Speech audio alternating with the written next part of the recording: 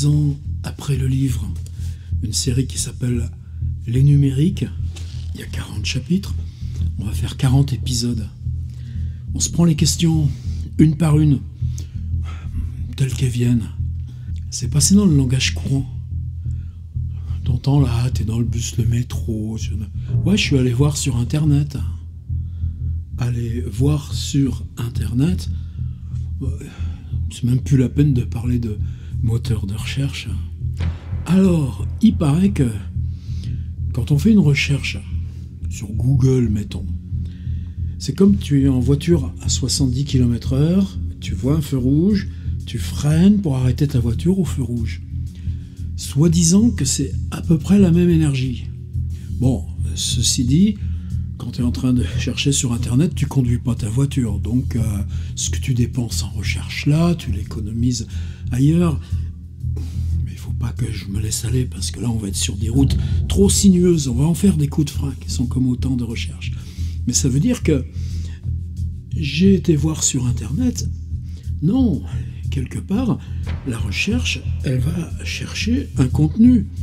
Où ils sont ces contenus ? Par exemple, vous savez, Google, ils ont racheté des anciennes plateformes pétrolières, des plateformes pétrolières qui servaient plus. Mais tout simplement, ça refroidit naturellement les serveurs. Ceci dit, ça réchauffe l'océan, qui refroidit les serveurs qui sont immergés sous l'ancienne plateforme pétrolière. C'est-à-dire qu'il y a quand même des énormes silos matériels de données.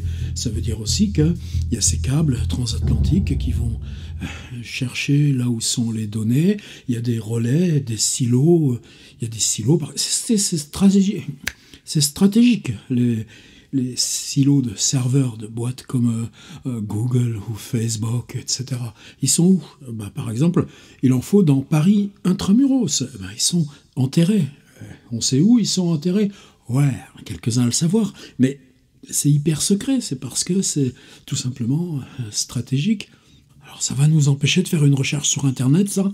Alors si j'avance, c'est plutôt en mettant les éléments côte à côte.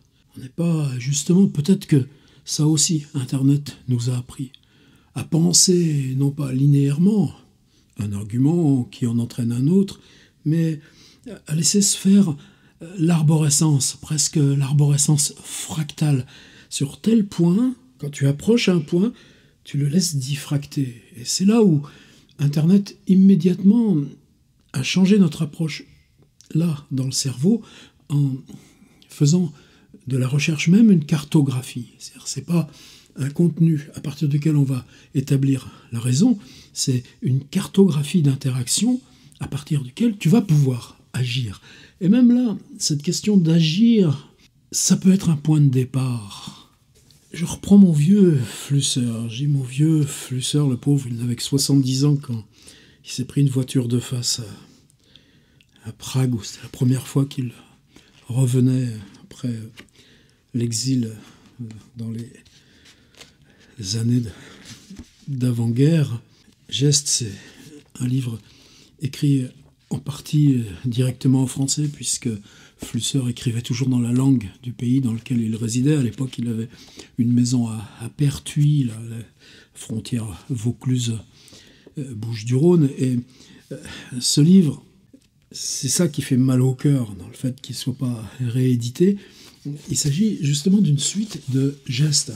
2, 4, 6, 8, 10, 12, 14. 14 chapitres qui s'intitulent « Le geste d'écrire », le geste de parler, le geste de détruire, le geste de fumer la pipe, ce qui concernait plus lui que moi, mais le geste de chercher, ça vient là. Ensuite, les autres, le geste en photographie, le geste filmique, le geste de l'amour, le geste de plante, le geste avec vidéo, le geste de téléphoner, etc. C'est un classique. Pourquoi ? Parce que les technologies changent, le contexte, le monde autour change, nos outils donc d'interrelation avec le monde changent, les outils entre nous et nous, par exemple là, avec ma petite bulle vidéo, changent. Donc si on passe par le geste et non plus la détermination, ce que lui a trouvé justement en écrivant sur les appareils photo d'avant l'ère numérique, comment les les petits boutons étaient conçus par les constructeurs et les réglages en fonction justement des images qu'on supposait que ferait le photographe. C'est quelqu'un d'important, Flusser. Et donc, cette question, c'est chercher. Ouais, je cherche, je regarde. Mais non, lui, il dit, chercher, c'est un geste. Mais c'est immédiatement un paradoxe dans le web. Autrefois, on disait, ah, c'est chercher une aiguille dans une meule de foin. Mais là, la question du web, c'est que, quelle que soit la meule de foin, si tu sais ce que tu cherches, l'aiguille, tu la trouves, elle te vient à toi. La question immédiate dans le paradoxe de chercher, c'est que on cherche sans savoir la réponse. Du moins, ce qu'on cherche et qui doit avoir une réponse déjà dans l'Internet, bon, c'est technique, mais même Wikipédia, c'est toujours beaucoup plus poreux, friable, malléable que ça. Mais la question même dans le profond de l'Internet, c'est que si tu passes par ce qu'enseigne Flusser, le geste de chercher, alors à ce moment-là, tu vas pouvoir interroger pourquoi je cherche. Qu'est-ce que je cherche en accomplissant ce geste? Et ce que tu désignes, si tu ne sais pas le formuler, tu vas pouvoir formuler ce en quoi ce geste de chercher te concerne ou en tout cas peut te modifier. Et à ce moment-là, ta question, le geste de chercher, la recherche que tu lances sur Internet, sémantiquement s'articule avec des pistes où c'est quoi le moteur de recherche? C'est la masse, alors on dit intelligence artificielle, maintenant on dit IA, parce qu'on sait bien que ce genre d'interaction, c'est pas de l'intelligence, c'est plus que ça. C'est que tu nourris des algorithmes et que les réponses déjà données à d'autres questions par ces algorithmes vont pouvoir entrer en relation avec ce que tu énonces de façon lacunaire, j'allais dire de façon molle, au sens de malléable. Et que cette recherche va pouvoir te proposer comme des tâches floues de réponse, et que sur ces tâches floues de réponse, il y aura un double mouvement. Tu vas pouvoir affiner, en sachant mieux, geste de chercher. Qu'est-ce que tu tends à articuler quand tu vas à cet endroit-là? Et donc, repréciser ces tâches ou chercher leur intersection. Et en parallèle, cette diffraction-là du web, c'est justement cette magnifique légende des princes de Sérandipe. Alors, ces trois princes de Sérandipe qui s'en vont chercher les Indes orientales, contourner le monde en sens inverse de Magellan, et qui tombent dans l'île de Ceylan, ou en tout cas ce qu'on nommait comme ça à l'époque, et donc qui découvrent en cours de route, parce qu'ils allaient plus loin, ce qu'ils n'avaient pas cherché, mais qui est une réponse, voire même au-delà de la réponse de ce qu'ils étaient partis chercher. Et nous, on en a fait un beau terme, sérendipité, c'est-à-dire l'art de trouver la réponse qu'on ne cherchait pas. Et c'est tout ça où je ne suis pas forcément à l'aise, parce que ce que je cherche à dire, c'est que ce basculement dans l'idée du moteur de recherche compte autant que les contenus qu'assemble le web, qui sont aussi nos contenus les plus traditionnels dans notre rapport au monde, mais que cette transformation-là, d'abord, nous rend indépendants de ces contenus, mais c'est un basculement dans la relation au savoir, à la curiosité, au raisonnement, qui certainement n'est plus compatible, ou en tout cas se dissocie de la question simplement de ce qu'on avait pu nommer dans les autres fois la mutation numérique du livre. C'est pas d'aller piocher dans la bibliothèque. C'est en quoi le fait d'articuler le chemin de la recherche, par exemple, de mémoriser le chemin de la recherche ou de construire mentalement, confronté à de l'inconnu, phrase de René Char, comment vivre sans inconnu devant soi. C'est cette confrontation à l'inconnu qui nous constitue, nous, dans notre être, notre humanité.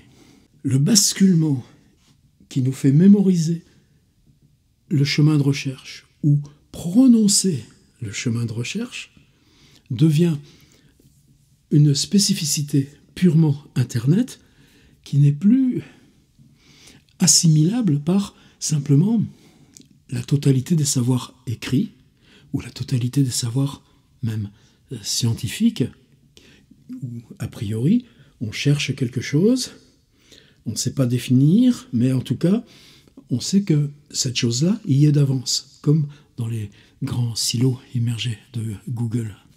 Alors c'est une question, est-ce que c'est parce que simplement, bon, moi par exemple, première connexion 1996, donc oh là là, ça va bientôt faire 25 ans, un quart de siècle d'usage quotidien de l'Internet, même si sur ces questions de vitesse, de transformation de l'accès des usages, là aussi on reviendra, mais même 25 ans, le premier souvenir que j'ai d'Internet, c'est précisément qu'il était en germe.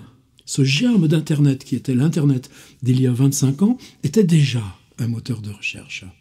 Alors, je rappelle, il fallait se faire un compte CompuServe. Ensuite, tu passais sur ton petit modem, tu avais la porteuse, et puis ensuite, sur ce compte CompuServe, on te disait rendez-vous à l'adresse. Alors, c'était l'université d'Aix-en-Provence. Ça se passait comme ça, ne me demandez pas pourquoi, mais là, tu arrivais, tu pouvais télécharger Netscape 1.0. C'est-à-dire, tu téléchargeais, tu t'appropriais un logiciel. Ce logiciel, et c'était donc Navigateur, ce qui est devenu plus tard Mozilla, qui a engendré Firefox, c'était déjà là. À côté de Netscape, il y avait Yahoo, où c'était un univers plus éco-fermé, disons. Il te fallait l'adresse Yahoo, tu accédais à la page d'accueil Yahoo, etc., etc. Mais d'emblée, la page d'accueil de ces navigateurs était une structure d'arborescence de recherche.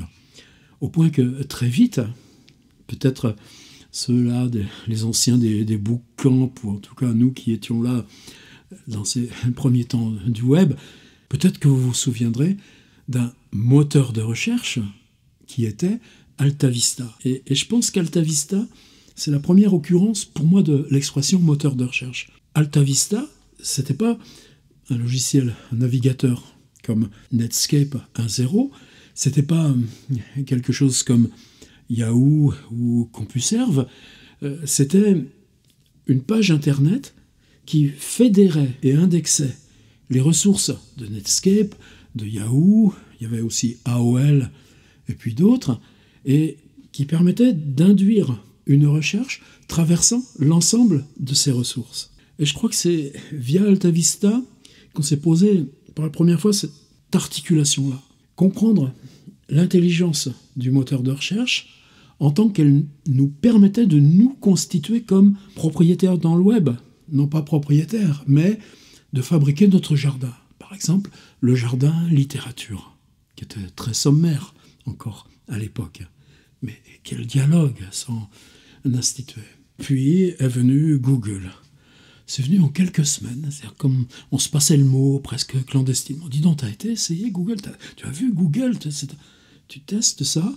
Et je pense que dans les premières semaines même, on se l'appropriait avec une espèce de joie, c'est-à-dire plus besoin d'AltaVista, etc. Ça allait tellement plus vite et c'est tellement plus rapide. Et surtout, c'était quoi Google? Justement, en tant que réaction à interaction avec ce que toi tu énonçais dans ta recherche, y compris sémantiquement. C'est que les résultats des recherches étaient triés par un ordre de pertinence qui dépendait de ta formulation sémantique. Et ça continue. Et c'est des outils, est-ce qu'on doit s'en défier?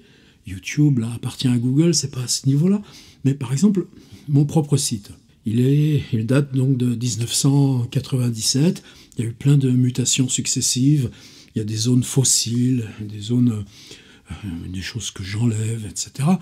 Mais en tout cas, dans la partie vivante, je crois qu'il y a 5 ou 6 000 articles différents, il y a les pages aussi collaboratives. Quand vous entrez dans le site, vous pouvez passer par l'arborescence, on y travaille toujours, tout le temps, à l'ergonomie d'un site. Mais il y a une ligne Google en évidence sur la page d'accueil. Et là, quoi que vous énonciez, le mot le plus banal, essayez, vous verrez qu'il va aller le chercher dans toute l'arborescence du site et vous le présentez selon des pages de mots-clés où là, bon, après ça, c'est notre boulot. Qu'est-ce que c'est le moteur de recherche interne au site? C'est un petit script fourni, c'est gratuit, hein, aucun problème, par Google. Vous insérez l'accès, là, soit sur les pages de blog, soit sur la page d'accueil. Et cet algorithme, simplement la monnaie d'échange, c'est que quand vous cherchez quelque chose sur Tiers-Livre, Google vous propose 2 ou 3 choses commerciales un petit peu en amont. Alors évidemment, on laisse tomber les 10 premiers qui sont commerciaux, puis on regarde l'endroit où commence Tiers-Livre. Peut-être que si je paye, à ce moment-là, je pourrais enlever les liens publicitaires. Bon, on va pas entrer là, mais vous voyez, tout de suite, est-ce que c'est neutre un moteur de recherche? Non. Par exemple, Microsoft a essayé de faire le sien. Ça s'appelle Bing. De temps en temps, moi j'essaye Bing pour voir.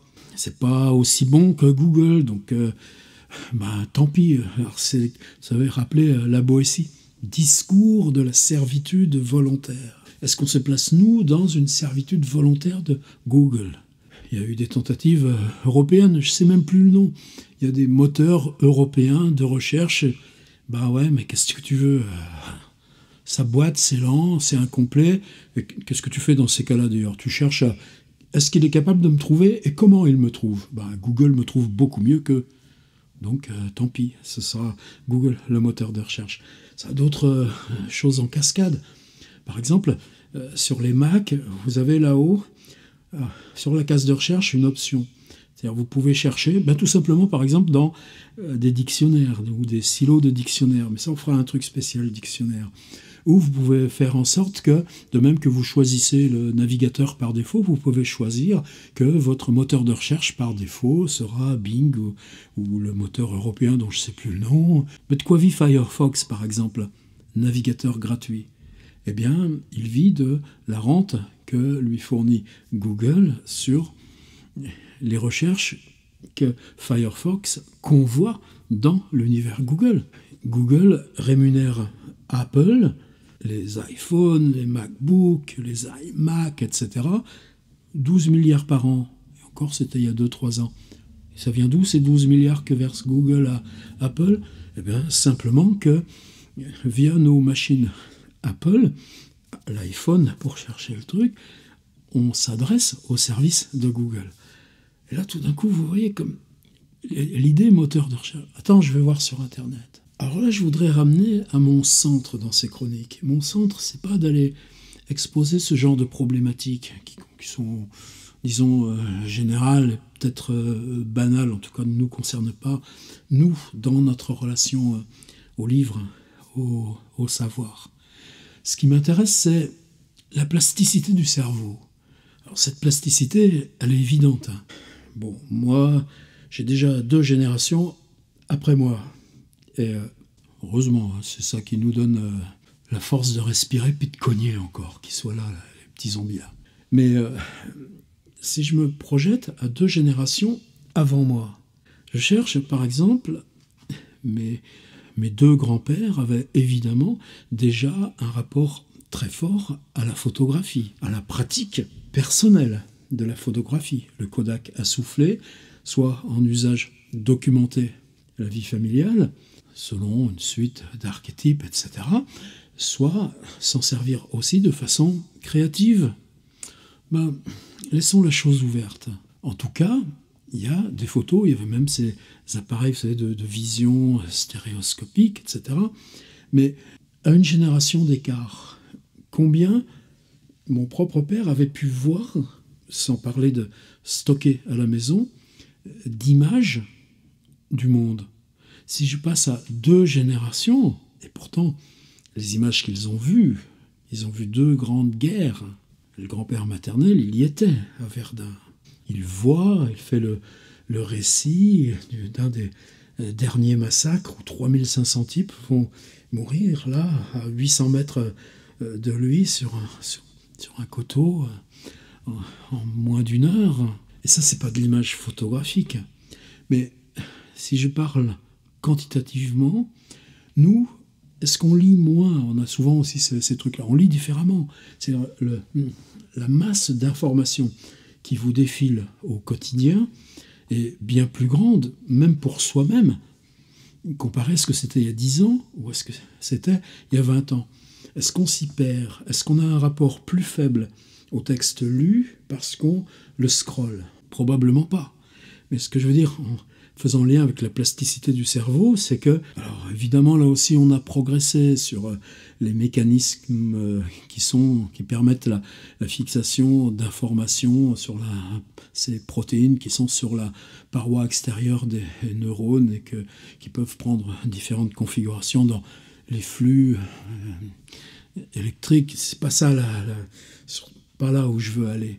Mais combien d'images sommes-nous, individus moyens, capables de mémoriser par rapport à toutes les images qu'on a vues?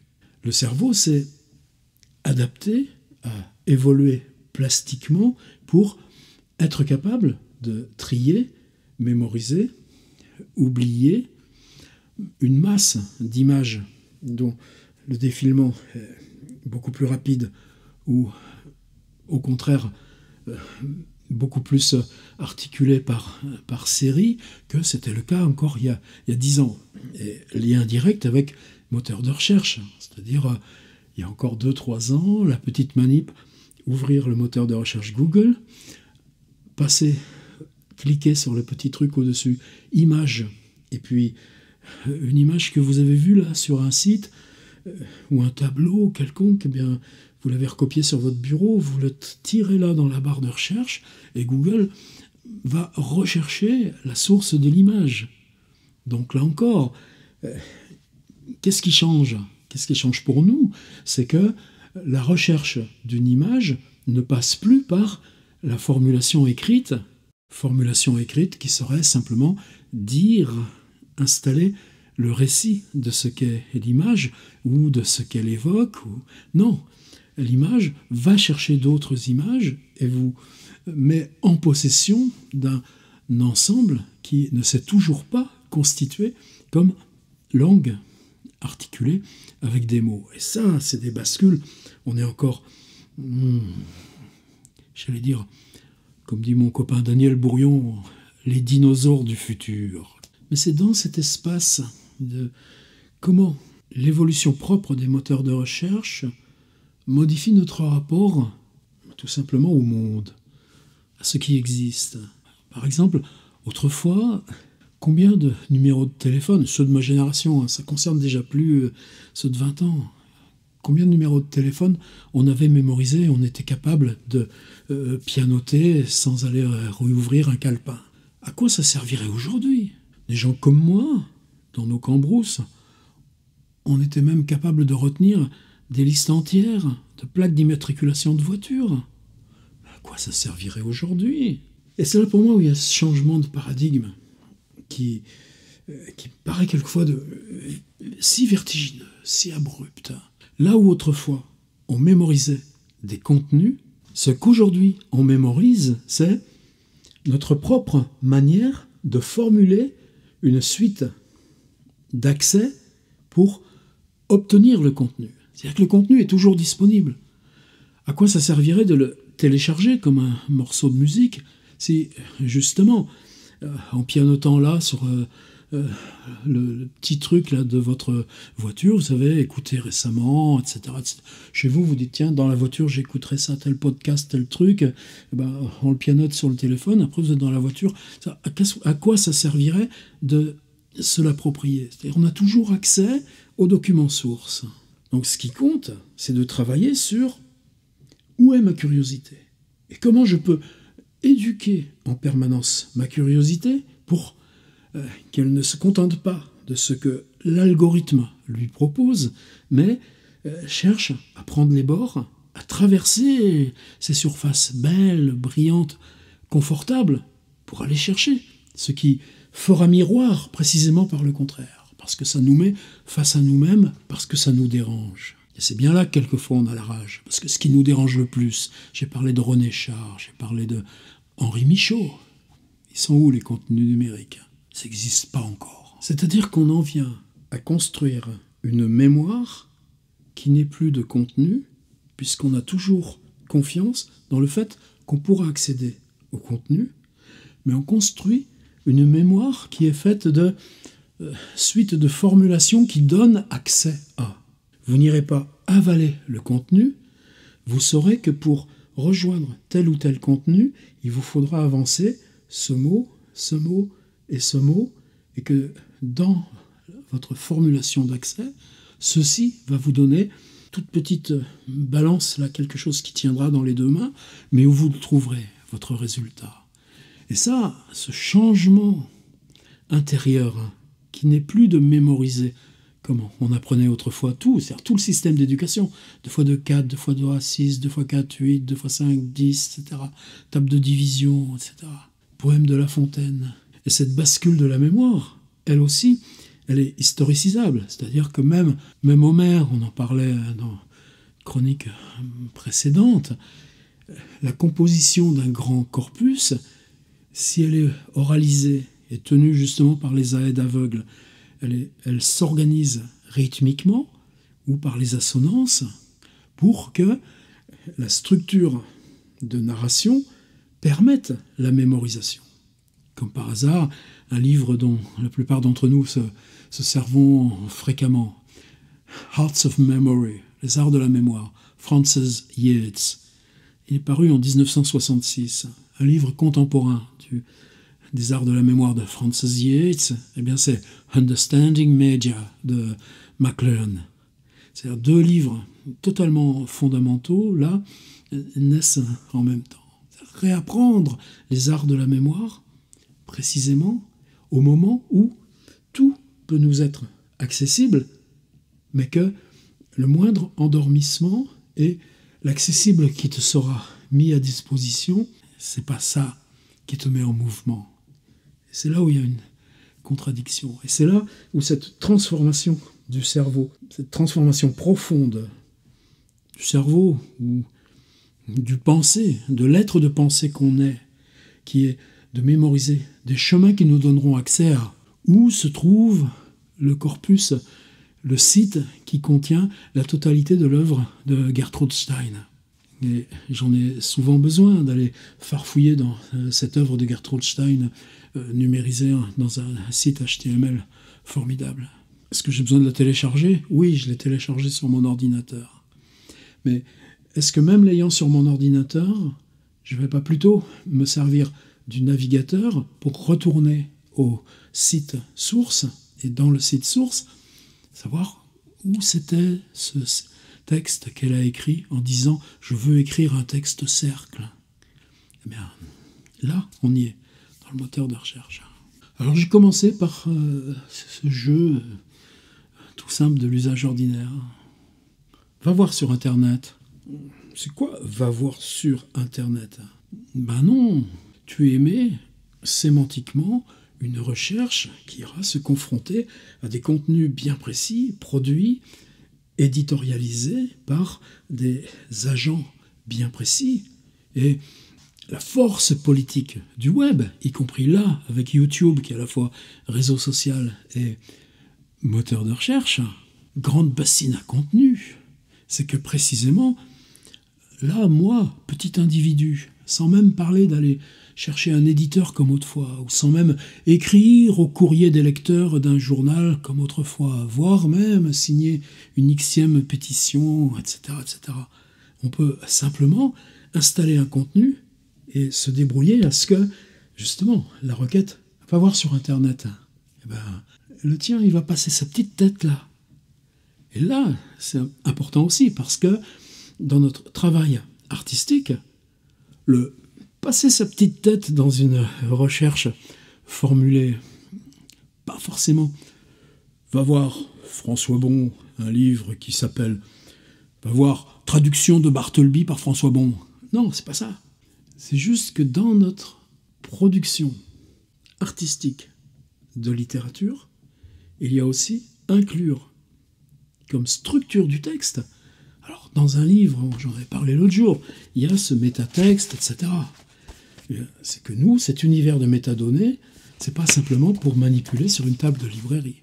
Cet univers de métadonnées, c'est ce qui interagira, soit dans le head là, d'un article de blog, soit dans le fait que Google va lire d'abord le titre, par exemple, d'une vidéo YouTube, et puis si c'est un billet de blog, il travaillera sur les 3 ou 4 premières lignes, etc. etc.